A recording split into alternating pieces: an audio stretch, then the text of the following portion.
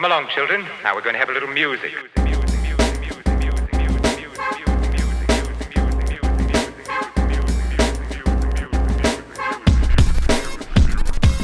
What's good, everybody? It's your boy RB3 back for another review for First Cut. This time I'm here to review the new Olivia Wilde directed film, Don't Worry Darling, starring Chris Pine, Harry Styles, and of course Florence Pugh, one of the best working actresses out there right now. Now I know there's a lot of behind the scenes drama with this movie.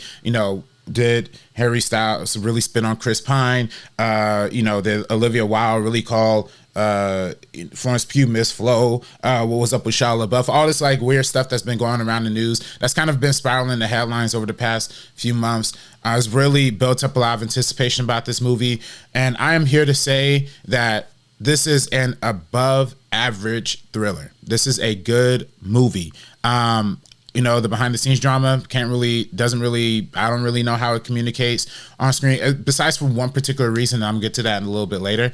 But I do think this is a fine movie. It's a good movie. It's not like the best movie ever made. It's not like a Best Picture winner or a masterpiece, but at the same time, it's fine. And, it has all this hype because of everything that happened behind the scenes, but you can't really tell that much, again, besides one aspect, but I'll get to that. Now, the story follows Alice and Jack. Alice is Florence Pugh's character. Jack is Harry Styles. They're husband and wife living in this like 1950s kind of suburban community that's really owned and operated by this private corporation that we don't really know a lot of details about. They kind of keep us in the dark about what the men are doing when they go to work. But this private corporation is owned by Frank, who's played by Chris Pine. People in this community kind of look up to Chris Pine's character, Frank, as like this deity figure because he does end up providing these like beautiful homes and like these lavish cars and this gorgeous, just 1950s Americana dream of American living, home living. The husband and the housewife who could stay at home and just live the dream, and that's what seemingly Alice and Jack are living. And the cinematography in this movie does a really good job of emphasizing this gorgeous, glossy aesthetic that kind of is reminiscent of like some classic 1950s Hollywood cinema. But underneath the surface, something very creepy and mysterious is lurking underneath. And a lot of that underlying surface tension was emphasized by the excellent sound design, which creates this eerie, suspenseful world that kind of sucks you in and makes you wonder what's really going on. Along with the sound, the editing also plays a big key into building the mystery. Throughout the film, there's like these crazy, short, black and white little montage, flash cutbacks and ends that allude to what's going on. But the biggest unveiler of the mystery really comes in the beginning of the film when Margaret, who's played by Kiki Layne, is sensing something is off as well. Now, she's really the first one who initially notices that things are weird, and she eventually goes into an experience where she, describes why she's experiencing the things she's experiencing, why she's being gaslit the way she's being gaslit, because that's essentially what this movie is. This movie is like a gaslit thriller on a 1950s kitchen oven.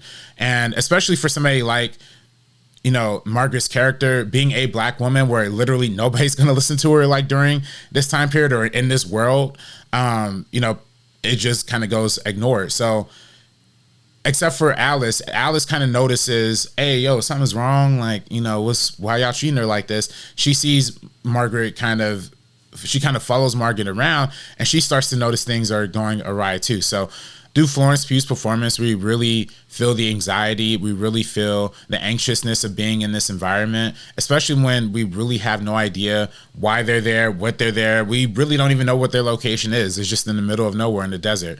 So it's a pretty isolated, kind of chilling thing. I enjoyed this movie. It's a good movie.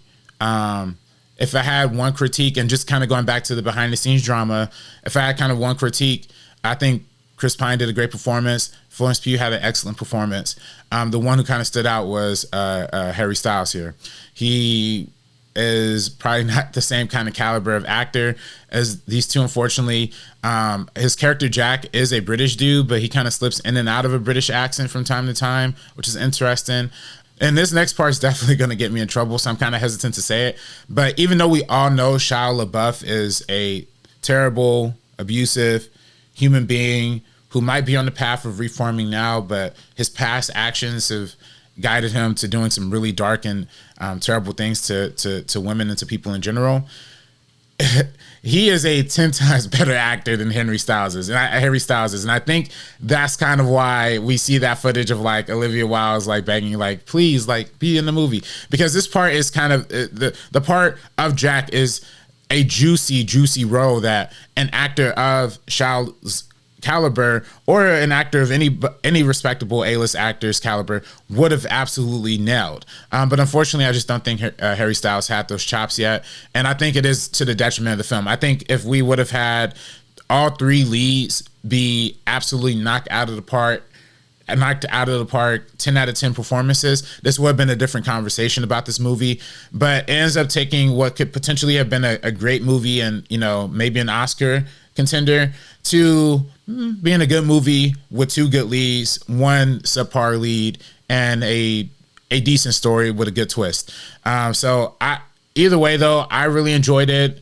It's a good thriller. If you're into thrillers, it's, you know, if you're into, you know, Olivia Wilde's filmography, you want to see how different this is from Booksmart, I definitely recommend that too. Or if you just love Florence Pugh and all that, you know, this is definitely a movie for you. Let me know what you think in the comments down below, everybody. Are you going to watch Don't Worry Darling this weekend? Let me know what your thoughts are in the comments down below. Do you care more about the drama? Did Chris Pine really spit on Harry Styles? Let me know, because I really don't. So all that being said, y'all, make sure y'all subscribe to First Cut. Check out our TikTok. Do the dang thing. And yeah, we out. Peace out. Hey. It's either me or you. Take you out the equation. It's either me or you. You do the math. Only one can remain.